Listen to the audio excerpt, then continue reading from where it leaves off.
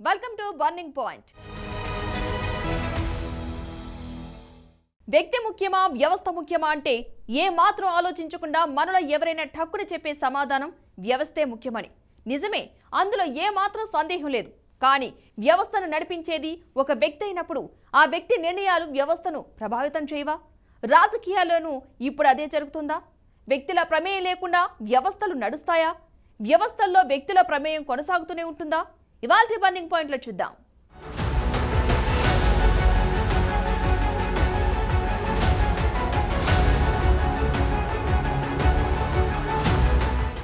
గేట్లు తెరవడం అనే మాట రాజకీయాల్లో తరచూ వింటాం. పార్టీలో వలసలు ఉద్దేశించి ఈ మాట వాడుతూ ఉంటారు రాజకీయ నాయకులు. ఈ మధ్య తెలంగాణ సీఎం రేవంత్ రెడ్డి ఇదే మాట మాట్లాడుతూ, మేము గేట్లు తెరిస్తే మీ పార్టీలో ఎవరు మిగలరని బీఆర్ఎస్ నాయకత్వాన్ని ఉద్దేశించి మాట్లాడారు. ఇంతకీ కాంగ్రెస్ పార్టీ నిజంగానే గేట్లు తెరుస్తుందా? వలసలతో ప్రత్యర్థి పార్టీని బలహీనపరుస్తుందా? కేసీఆర్ కు రిటర్న్ గిఫ్ట్ ఇస్తుందా?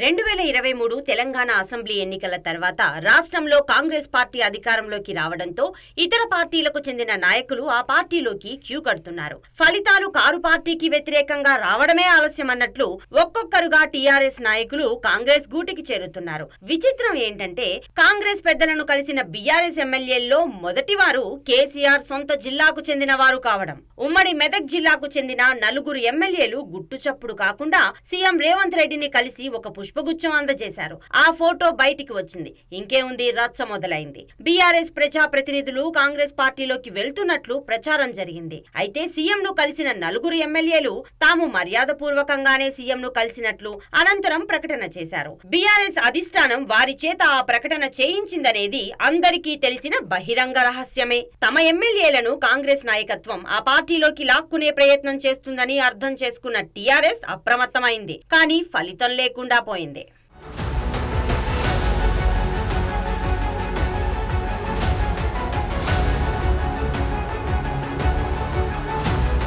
సీఎం రేవంత్ రెడ్డిని కలిసి వచ్చిన ఎమ్మెల్యేలతో తాము పార్టీ మారడం లేదని ప్రకటన చేయించి చేతులు దులుపుకున్న టీఆర్ఎస్ నాయకత్వానికి ఆ సంతోషం ఎంతో కాలం మిగలలేదు. వెనువెంటనే మరో పిడుగులాంటి వార్త అందింది. హైదరాబాద్ నగరానికి చెందిన ఆ పార్టీ రాజేంద్రనగర్ ఎమ్మెల్యే సీఎం ను కలిసిన ఫోటో మరొకటి బయటికి వచ్చింది. అప్పుడు గానీ టీఆర్ఎస్ నాయకత్వానికి అసలు విషయం కాంగ్రెస్ పార్టీయే తమ నాయకుల కోసం గేట్లు తెరిచిందని అర్థమై ఉంటుంది. పార్టీ అధిష్టానం దిద్దుబాటు చర్యలు చేపట్టే పని ముందటేసుకున్నప్పటికీ ఫలితం లేకుండా పోయింది. ఇంకేముంది, నాయకులు ఒక్కొక్కరు చొప్పున బీఆర్ఎస్ ను వీడుతూ కాంగ్రెస్ బాట పట్టారు. పెద్దపల్లి సిట్టింగ్ ఎంపీ బీఆర్ఎస్ పార్టీని వీడి కాంగ్రెస్ పక్షాన చేరారు. వికారాబాద్ జిల్లా పరిషత్ చైర్మన్, ఒక ఎమ్మెల్సీ, ఒక మాజీ ఎమ్మెల్యే, హైదరాబాద్ నగర మాజీ మేయర్లు, కార్పొరేటర్లు, ఇతర నాయకులు కాంగ్రెస్ కండువా కప్పుకున్నారు. జిల్లాకో నాయకుడు చొప్పున అన్ని చోట్ల నుంచి బీఆర్ఎస్ పార్టీని వీడుతున్నారు. కాంగ్రెస్ పక్షాన చేరుతున్నారు. ఒక రకంగా చెప్పాలంటే బీఆర్ఎస్ నాయకత్వానికి చెమటలు పట్టించాయి పార్టీ నాయకుల గప్పదాట్లు. ప్రస్తుతం పార్లమెంట్ ఎన్నికల కోసం అభ్యర్థులను ప్రకటిస్తున్న సమయంలో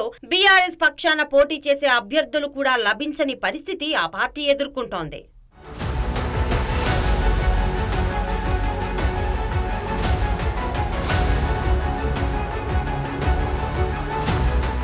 ఒకవైపు బీఆర్ఎస్ పార్టీకి చెందిన నాయకులను తమ పార్టీలో చేర్చుకుంటూనే అది సరిపోలేదన్నట్లు మరోవైపు కాంగ్రెస్ పార్టీ బీఆర్ఎస్ నాయకత్వాన్ని నిందించే వ్యూహాత్మక ఎత్తుగడ వేసింది. తమ ప్రభుత్వాన్ని కూల్చివేసేందుకు ప్రయత్నాలు చేస్తున్నారని సాక్షాత్తు సీఎం రేవంత్ రెడ్డి బీఆర్ఎస్ నాయకత్వంపై దుమ్మెత్తిపోశారు. తాము వలసలను ప్రోత్సహించడం లేదని, అలాగని తమ ప్రభుత్వాన్ని కూల్చుతామంటే ఊరుకునేది లేదని హెచ్చరించిన రేవంత్ తాము గేట్లు తెరిస్తే ఆ పార్టీలో ఎవరూ మిగలరని పేర్కొన్నారు. బీఆర్ఎస్ తమ ప్రభుత్వాన్ని కూలుస్తుందని సీఎం రేవంత్ రెడ్డి నిజంగానే భయపడుతున్నారా?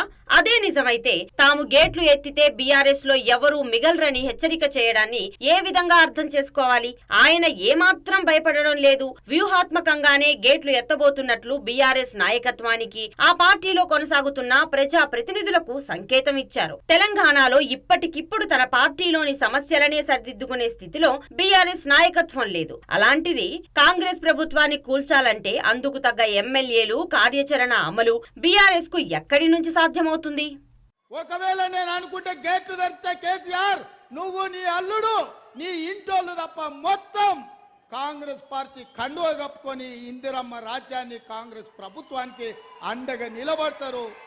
ఇవాళ మన మిత్రుడు వెంకట్రావు గారు కూడా ఇక్కడికి వచ్చి మనకు మద్దతుగా నిలబడ్డాడు. మేము మర్యాదపూర్వకంగా రాజకీయ నీతిజ్ఞతో ఇవాళ రాజకీయాలు చేయాలనుకుంటున్నాం. మీరు మా ప్రభుత్వాన్ని పడగొట్టాలనే కుట్ర మోడీ కేడీ కలిసి చేస్తే చూస్తూ ఊరుకుంటామని అనుకోకండి. మాకు తెలుసు, లోతు తెలుసు, ఎత్తు తెలుసు, పెడితే ఎక్కడికి వెళ్ళుతో కూడా తెలుసు బిడ్డ మాకు.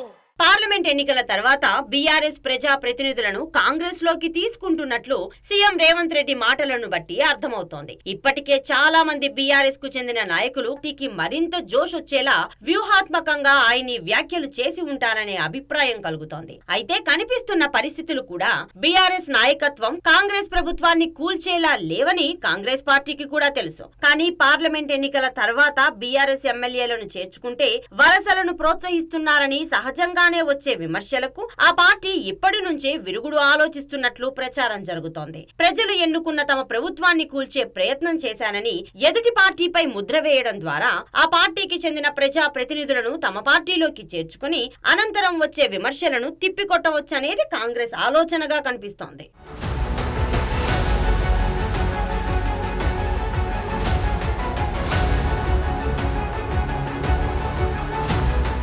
2014-2018 ఎన్నికల్లో గెలుపొందిన తర్వాత టీఆర్ఎస్ నాయకత్వం కాంగ్రెస్ పార్టీని మామూలుగా ఇబ్బంది పెట్టలేదు. ఆ పార్టీకి చెందిన ప్రజా ప్రతినిధుల్లో అధిక శాతం ఎమ్మెల్యేలను బీఆర్ఎస్ లో చేర్చుకోవడం ద్వారా అప్పట్లో బీఆర్ఎస్ అధినేత మాజీ సీఎం కేసీఆర్ కాంగ్రెస్ పార్టీని కోలుకోలేని దెబ్బతీశారు. ప్రజా సమస్యలపై పోరాటం చేసేందుకైనా ఆ పార్టీకి నాయకులు లేకుండా పోయారు. శాసనసభలో ప్రభుత్వాన్ని ప్రశ్నించే అవకాశం లేకుండా చేశారు. బీఆర్ఎస్ ఎదుగుదల తర్వాత తమ పార్టీని బలహీనపరిచిన విషయాన్ని కాంగ్రెస్ పార్టీ నాయకులు మర్చిపోయినట్లు కనిపించడం లేదు. అందుకే తరచూ కాంగ్రెస్ పార్టీకి చెందిన నాయకులు బీఆర్ఎస్ ఎమ్మెల్యేలు తమతో టచ్ లో ఉన్నారని చెబుతూ బీఆర్ఎస్ నాయకత్వాన్ని భయపెట్టే ప్రయత్నం చేస్తున్నారు.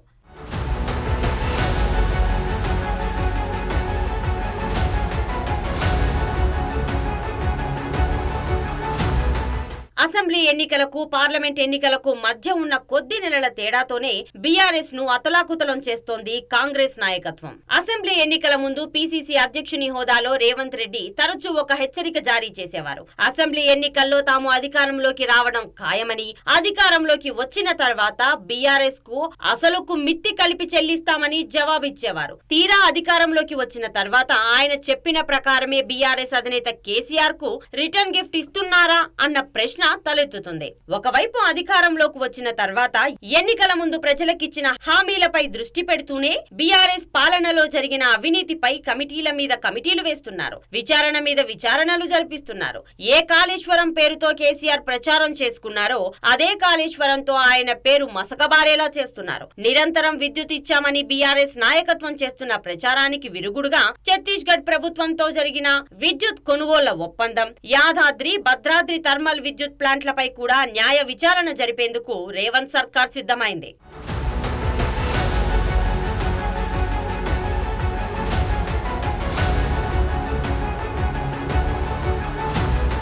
కాంగ్రెస్ పార్టీలో నిత్యం ఒకరిని ఒకరు దూషించుకునే పరిస్థితి ఒకప్పుడు కనిపించేది. అలాంటిది అసెంబ్లీ ఎన్నికల్లో ఆ ప్రభావం లేకుండా నాయకులంతా అప్రమత్తమయ్యారు. ప్రభుత్వం ఏర్పాటైన తర్వాత కూడా కాంగ్రెస్ నాయకత్వం అంతా బీఆర్ఎస్ తో కలిసి పోరాటం చేస్తోంది. ముఖ్యంగా రేవంత్ రెడ్డి పేరు చెబుతేనే ఒంటికాలిపై లేచే కోమటిరెడ్డి వెంకటరెడ్డి లాంటి నాయకులు కూడా ప్రస్తుతం సీఎం కు గట్టి మద్దతుగా నిలుస్తున్నారు. ఫలితంగా బీఆర్ఎస్ కు తామిస్తామని చెప్పిన రిటర్న్ గిఫ్ట్ అమలు చేస్తోంది కాంగ్రెస్ పార్టీ.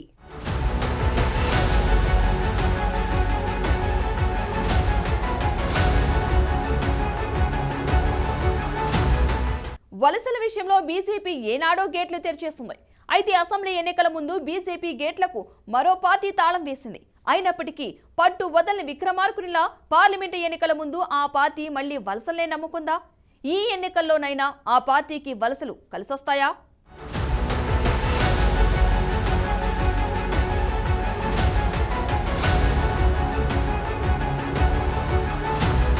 తెలంగాణలో బలపడాలని చూస్తున్న బీజేపీ నాయకత్వం కూడా ఇతర పార్టీల నాయకులను తమ పార్టీలో చేర్చుకుంటోంది. పార్లమెంట్ ఎన్నికల్లో టికెట్ల కేటాయింపులోనూ ఆ పార్టీ ఇతర పార్టీల నుంచి వచ్చిన వారికి పెద్దపీట వేస్తోంది. తెలంగాణలో మొత్తం 17 పార్లమెంట్ స్థానాలుండగా మొదటి విడతగా ఆ పార్టీ 9 స్థానాలకు అభ్యర్థులను ప్రకటించింది. వారిలో 3 సిట్టింగ్లకు అవకాశం కల్పించిన పార్టీ అధిష్టానం ఒకరిని వెయిటింగ్ లిస్టులో పెట్టింది. సికింద్రాబాద్ నుంచి కేంద్ర మంత్రి కిషన్ రెడ్డి, కరీంనగర్ నుంచి పార్టీ జాతీయ ప్రధాన కార్యదర్శి బండి సంజయ్, నిజామాబాద్ నుంచి ధర్మపురి అరవింద్ ను పార్టీ అభ్యర్థులుగా ప్రకటించిన బీజేపీ అధిష్టానం ఆదిలాబాద్ సిట్టింగ్ ఎంపీ సోయం బాపురావు పేరు మొదటి జాబితాలో ప్రకటించలేదు. ఆయన ఇతర పార్టీలకు వెళ్తున్నట్లు సమాచారం ఉన్నందునే ఆ సీట్ ప్రకటన చేయకుండా పెండింగ్ లో పెట్టినట్లు ప్రచారం జరిగింది. చివరకు అదే ప్రచారాన్ని నిజం చేస్తూ రెండో జాబితా విడుదల చేసిన పార్టీ అధిష్టానం ఆదిలాబాద్ నుంచి మాజీ ఎంపీ నగేష్ పేరును ప్రకటించింది.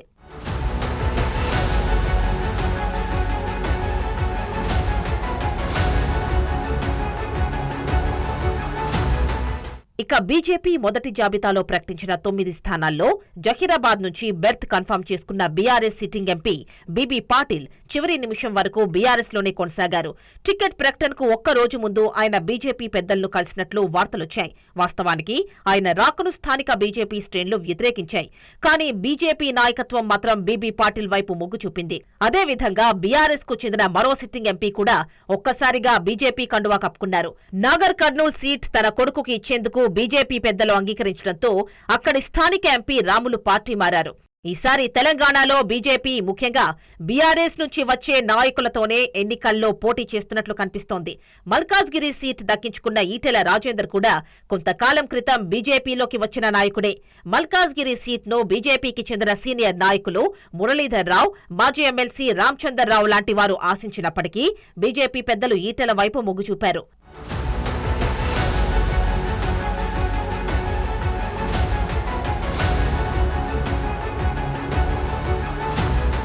మల్కాజ్గిరి సీట్ను ఆశించిన మురళీధర్ రావు, రామచంద్రరావు లాంటి నాయకులు మొదటి నుంచి పార్టీ సిద్ధాంతాలతో ఎదిగిన నాయకులు.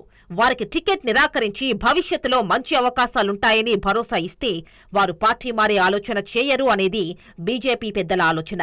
అయితే ఈటెల విషయంలో టికెట్ రాని పక్షంలో ఆయన వేరే పార్టీలో చేరతారనే ప్రచారం జరిగింది. ఆయన్ను సంతృప్తి పరిచేందుకే బీజేపీ అధిష్టానం ఈటెల పేరును ప్రకటించినట్లు ప్రచారం జరిగింది. మెదక్ పార్లమెంట్ సీటు దక్కించుకున్న మాజీ ఎమ్మెల్యే రఘునందన్ రావు కూడా ఇతర పార్టీ నుంచి వచ్చిన నాయకుడే. ఆయన గతంలో పార్టీ అగ్రనేతలను ఇబ్బంది పెట్టే వ్యాఖ్యలు చేశారనే ప్రచారం ఉన్నప్పటికీ పార్టీ అధిష్టానం మాత్రం ఆయన్నే మెదక్ పార్లమెంట్ అభ్యర్థిగా ప్రకటించింది. భువనగిరి పార్లమెంట్ స్థానం నుంచి బరిలో దిగుతోన్న బీజేపీ అభ్యర్థి బూర నర్సయ్య గౌడ్ కూడా టీఆర్ఎస్ మాజీ ఎంపీఏ కావడం విశేషం.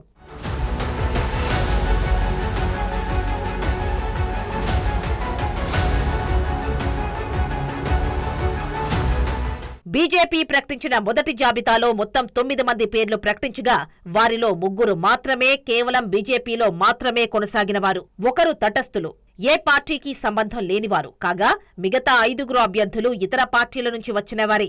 అందులోనూ బీఆర్ఎస్ నుంచి వచ్చినవారే కావడం విశేషం.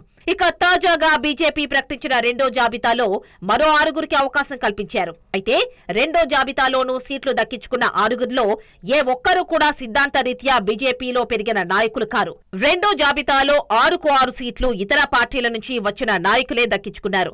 మెదక్ స్థానం నుంచి బరిలో దిగుతోన్న ఆ పార్టీకి చెందిన మాజీ ఎమ్మెల్యే రఘునందన్ రావు మొదటి నుంచి బీఆర్ఎస్ లో క్రియాశీలంగా కొనసాగిన నాయకుడు. ఆదిలాబాద్ స్థానాన్ని సిట్టింగ్ ఎంపీ సోయం బాపురావును కాదని ఇతర పార్టీల నుంచి వచ్చిన మాజీ ఎంపీ గోడం నరేష్ ను అభ్యర్థిగా ప్రకటించారు. ఇక నల్గొండ నుంచి సీట్ దక్కించుకున్న సైదిరెడ్డి ఇప్పటికిప్పుడు పార్టీ మారిన నాయకుడు. అదేవిధంగా మహబూబాబాద్ స్థానం నుంచి బీఆర్ఎస్ కు చెందిన మాజీ ఎంపీ ప్రొఫెసర్ సీతారాం నాయక్ ను బీజేపీ అభ్యర్థిగా ప్రకటించింది. మహబూబ్ నగర్ నుంచి బీజేపీ ప్రకటించిన అభ్యర్థి డీకే అరుణ కూడా మొదటి నుంచి బీజేపీలో పెరిగిన నాయకురాలు కారు.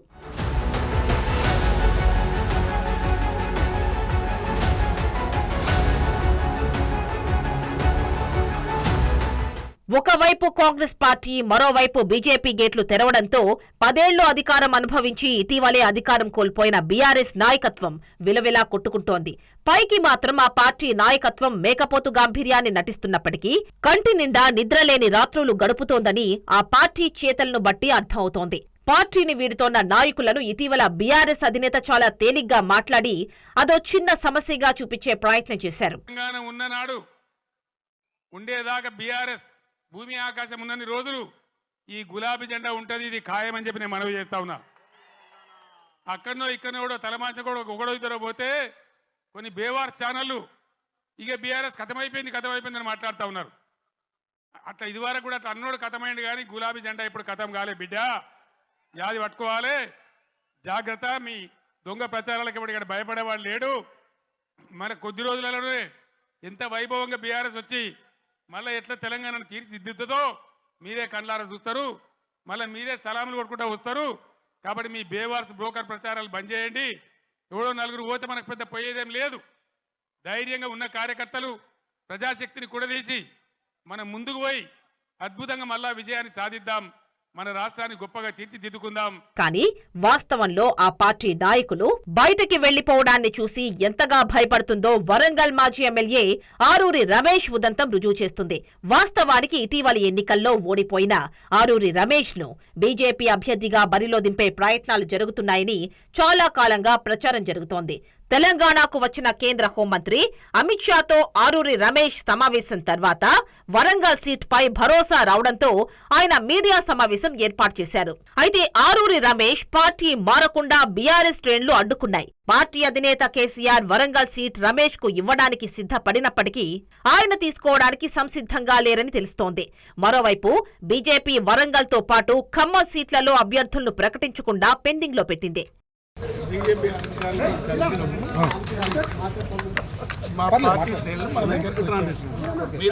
ప్రకటించకుండా పెండింగ్ లో ఉంచిన వరంగల్, ఖమ్మం పార్లమెంట్ స్థానాలు కూడా బీజేపీ వలస నాయకులకే కన్ఫర్మ్ చేసినట్లు ప్రచారం జరుగుతోంది.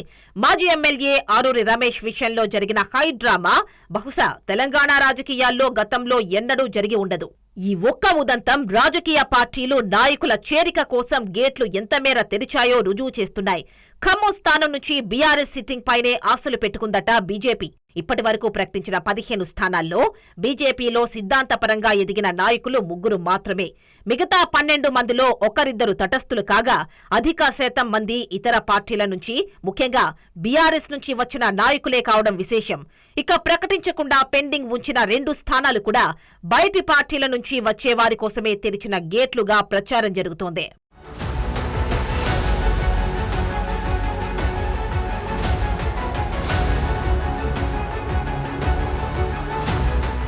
వలసల్ని ప్రోత్సహించే విషయంలో ఓ పార్టీ ముందు, మరో పార్టీ తర్వాత, అంతేకాని పాటించే విధానం మాత్రం ఒక్కటే. పార్టీలు అవే, నాయకులు వారే. అయితే ఇక్కడ వచ్చే సమస్య ఏంటంటే ఎక్కువ మంది ఎటు వెళితే ఆ పార్టీతే గెలుపన్నట్లు ప్రచారం సాగుతోంది. అది నిజమేనా? గెలిచే అవకాశం ఉన్న పార్టీలోకి ఎక్కువ మంది నాయకులు క్యూ కడుతున్నారా? కొత్త తరం నాయకత్వాన్ని తయారు చేసే పరిస్థితిలో రాజకీయ పార్టీలు లేవా?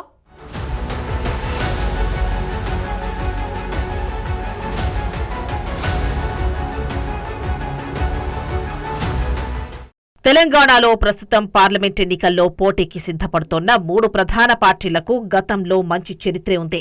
వాటి ఆవిర్భావం, సిద్ధాంతం చాలా బావుండేది.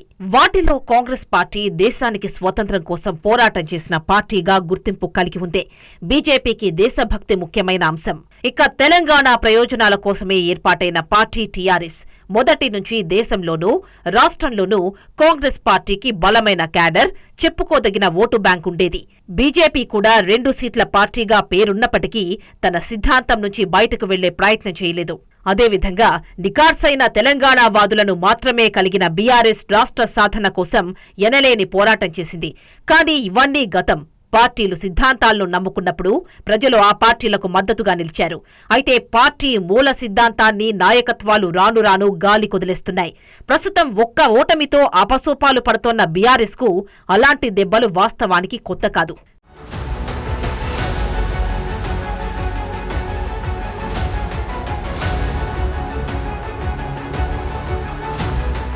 తెలంగాణ రాష్ట్ర సాధన ఏకైక ఎజెండాగా ఏర్పాటైన పార్టీగా చెప్పుకున్న టీఆర్ఎస్ తన లక్ష్య సాధన కోసం గొంగలి పురుగునైనా ముద్దాడుతానని ప్రకటించింది. చెప్పినట్లుగానే తెలంగాణకు నిజమైన శత్రువని తానే ముద్ర వేసిన కాంగ్రెస్ పార్టీతోనూ పొత్తు పెట్టుకుంది. తెలంగాణకు అన్యాయం జరుగుతుందని టీడీపీతో విభేదించి వచ్చిన తర్వాత ఆ పార్టీతోనూ తెలంగాణ మాట పలికించి పొత్తు పెట్టుకుంది. రాజకీయాల్లో పరస్పర భిన్న ధృవాలైన పార్టీలను కలవడం తమ పార్టీ మూల సిద్ధాంతమైన రాష్ట్ర సాధన కోసమని అప్పట్లో టీఆర్ఎస్ నాయకత్వం చెప్పేది. అయితే 2004లో కాంగ్రెస్ పార్టీతో పొత్తు పెట్టుకుని అధికారంలోకొచ్చిన తర్వాత ఇటు రాష్ట్రంలోనూ అటు కేంద్రంలోనూ ప్రభుత్వంలో టీఆర్ఎస్ భాగస్వామిగా చేరింది. ఉమ్మడి రాష్ట్రానికి సీఎంగా కొనసాగుతోన్న వైఎస్ఆర్కు రాష్ట్ర విభజన ఇష్టం లేదు. ఈ విషయాన్ని ఆయన స్వయంగా చాలాసార్లు ప్రకటించారు. అదే సమయంలో మిత్రపక్షమైన టీఆర్ఎస్ను బలహీనపరిస్తే తెలంగాణ నినాదం వెనక్కి తగ్గుతుందని భావించారు వైఎస్ఆర్. అనుకున్నట్లే మిత్రపక్షంలోని టీఆర్ఎస్ ఎమ్మెల్యేలను కాంగ్రెస్లో చేర్చుకుని ఆ పార్టీని కోలుకోలేని దెబ్బతీశారు.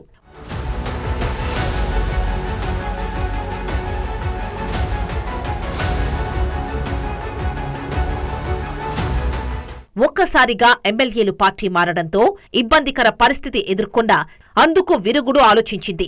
టీఆర్ఎస్ నుంచి కాంగ్రెస్ పార్టీలోకి వెళ్లిన నాయకుల్లో ఏ ఒక్కరూ కూడా సొంత బలంతో గెలిచినవారు కాదు. కేవలం తెలంగాణ రాష్ట్ర ఆకాంక్ష ప్రజల్లో బలంగా ఉన్నందున వారంతా శాసనసభలో అడుగుపెట్టారు. ఇదే విషయాన్ని తన పోస్ట్ మార్టంలో గుర్తించిన టీఆర్ఎస్ నాయకత్వం కాంగ్రెస్ కు గట్టి సవాల్ విసిరింది. కాంగ్రెస్ పార్టీలోకి వెళ్లకుండా తన పార్టీని అంటిపెట్టుకుని ఉన్న ఎమ్మెల్యేలతో రాజీనామా చేయించి తెలంగాణ వ్యాప్తంగా ఉప ఎన్నికలు సృష్టించింది టీఆర్ఎస్. తరచూ రాజీనామా అస్త్రాలు ఉపయోగిస్తూ ఇతర పార్టీలకు సంఖ్యాపరంగా ఎక్కువ మంది ఎమ్మెల్యేలున్నప్పటికీ తిరుగులేని రాజకీయ శక్తిగా ఎదిగింది. చివరకు 2014లో తెలంగాణలో అధికారం కైవసం చేసుకునే వరకు వెళ్లింది. అయితే అధికారంలోకొచ్చిన తర్వాత ఉద్యమ నేత మూల సిద్ధాంతాన్ని పక్కన పెట్టారు. ఇతర పార్టీల నాయకులకు తమ పార్టీలో చేర్చుకోవడం ద్వారా సంఖ్యాబలం పెంచుకునే ఎత్తుగడ మొదలుపెట్టారు. ఇతర పార్టీలు గతంలో తమ పార్టీ ఎమ్మెల్యేలను చేర్చుకున్నప్పుడు సిద్ధాంతపరంగా ఎలా ఎదుర్కోవాలో చూపించిన అనుభవం ఉన్న టీఆర్ఎస్ అధినేత అధికారంలోకొచ్చిన తర్వాత పార్టీకి నిజమైన బలాన్ని మర్చిపోయి గతంలో ఇతర పార్టీలు అనుసరించిన విధానమే తాను అనుసరించడం మొదలుపెట్టారు. కానీ ఏం జరిగింది? అధికారం ఉన్నప్పుడు వచ్చిన నాయకులంతా అధికారం దూరమయ్యాక ఒక్కొక్కరుగా వెళ్లిపోతున్నారు. పార్టీ మరోసారి సంకట స్థితి ఎదుర్కొంటోంది. టీఆర్ఎస్ అధికారంలో ఉన్నప్పుడు కాంగ్రెస్ పార్టీ కూడా టీఆర్ఎస్ నాయకత్వం తీసుకున్న వైఖరితో నష్టపోయిన పార్టీ. తమ పార్టీ గుర్తుపై గెలిచిన ఎమ్మెల్యేలు అధికార టీఆర్ఎస్ పక్షాన చేరినప్పటికీ ప్రజా సమస్యలపై పోరాటం చేసి తాము అధికారంలోకొస్తే ఏమి చేస్తామో చెప్పి 2023లో అధికారంలోకొచ్చింది కాంగ్రెస్. ఎమ్మెల్యేలు వెళ్లినంత మాత్రాన బలం తగ్గితే 2023 ఎన్నికల్లో కాంగ్రెస్ పార్టీ అధికారంలోకొచ్చేదా? పార్టీ ఎంచుకున్న విధానాలు, ఆ పార్టీ నడిపించే నాయకత్వాలు తీసుకునే నిర్ణయాలు మాత్రమే పార్టీ మనుగడను కాపాడతాయి.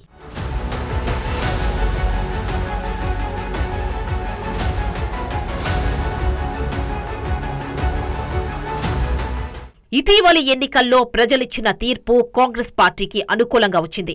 ప్రజలిచ్చిన తీర్పు ప్రకారం పాలన చేయాల్సిన కాంగ్రెస్ నాయకత్వం అందుకు భిన్నంగా మరోసారి ఇతర పార్టీల్లోని నాయకులను నెత్తిన ఎత్తుకోవడం ప్రారంభించింది. నిజంగా ఈ విధానం ఆ పార్టీకి ఏ విధంగా కలిసొస్తుంది?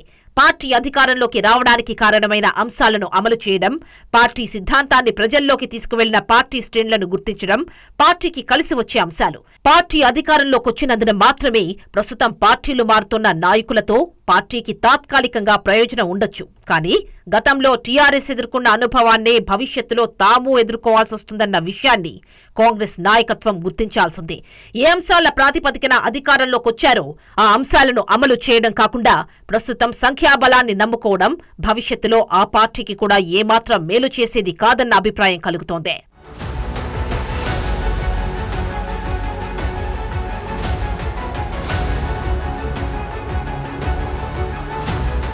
ప్రస్తుతం తెలంగాణలో నెలకొన్న రాజకీయ వాతావరణాన్ని ఆయా పార్టీల నాయకత్వాలు క్షేత్రస్థాయిలో గుర్తించి తదనుగుణంగా నిర్ణయాలు తీసుకుంటే మంచి ఫలితాలుస్తాయి. ప్రతి రాజకీయ పార్టీకి గ్రామస్థాయి వరకు బలమైన నెట్వర్క్ ఉంది. తనకున్న నెట్వర్క్ ద్వారా ఆయా గ్రామాలు, మండలాలు, నియోజకవర్గాల్లో నిజమైన సమస్యలను గుర్తించడం పక్కన పెడుతున్నాయి రాజకీయ పార్టీలు.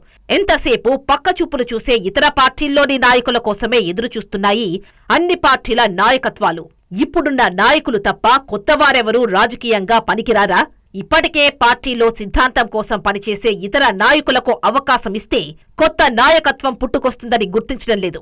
కొత్త వారిని రాజకీయాల్లోకి ఆహ్వానించి ప్రోత్సహించడం లేదు. ప్రజా సమస్యలపై పోరాటం చేసే వారిని గుర్తించడం, సామాజికంగా మంచి అవగాహన కలిగిన వారిని ప్రోత్సహించడం లాంటి చర్యలు తీసుకుంటే కొత్త నాయకత్వం పుట్టుకొస్తుంది.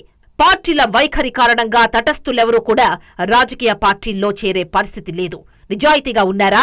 సమాజంపై అవగాహన ఉందా? చట్టసభల్లో అర్థవంతమైన చర్చల్లో పాల్గొంటారా? అనే అంశాలను పరిగణలోకి తీసుకోకుండా పార్టీ అధిష్టానం చెప్పు చేతుల్లో ఉంటారా?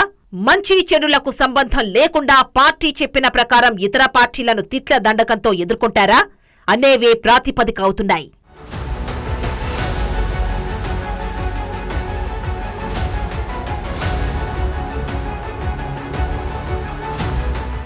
రాజకీయాల్లో ఈ వింత పోకడులు పక్కకు నెట్టి వాస్తవ పరిస్థితుల ఆధారంగా రాజకీయాలు చేయగలిగితే ప్రజలు పార్టీలకు దూరం కారన్న విషయాన్ని ఆయా రాజకీయ పార్టీల నాయకత్వాలు గుర్తుంచుకోవాలి. అది కాకుండా ఇప్పుడున్న నాయకులతోనే రాజకీయాలు చేస్తామనుకుంటే వారు కూడా తమకు కలిసొచ్చే అంశాల ప్రాతిపదికనే పార్టీలు మారతారు. ఇప్పటికైనా రాజకీయ పార్టీలు నాయకులు మారితే పార్టీలకు నష్టం ఉండదన్న అభిప్రాయానికి రావాలంటే పార్టీలో అందరి అభిప్రాయాలకు గౌరవం ఉండాలి. నాయకత్వంలో ఉన్నవాళ్లు చెప్పేది విని ఇతరులంతా అమలు చేయాలంటే నాయకులు పార్టీ మారడమే తక్షణ లాభంగా భావిస్తారు. భవిష్యత్తులో మంచి నాయకత్వాలు రావాలంటే పార్టీలు కొత్త వారిని ప్రోత్సహించి నాయకులుగా తయారు చేయాల్సిందే. ఇందుకు చక్కటి ఉదాహరణే టీడీపీ ఏర్పాటు చేసిన సమయంలో ఆ పార్టీ వ్యవస్థాపక అధ్యక్షుడు ఎన్టీఆర్ అనుసరించిన విధానం. చూడాలి మరి ఇప్పటి రాజకీయ పార్టీల వైఖరి భవిష్యత్తులోనైనా మారుతుందా, లేక ఉన్న నాయకులతోనే నెట్టుకొస్తారా?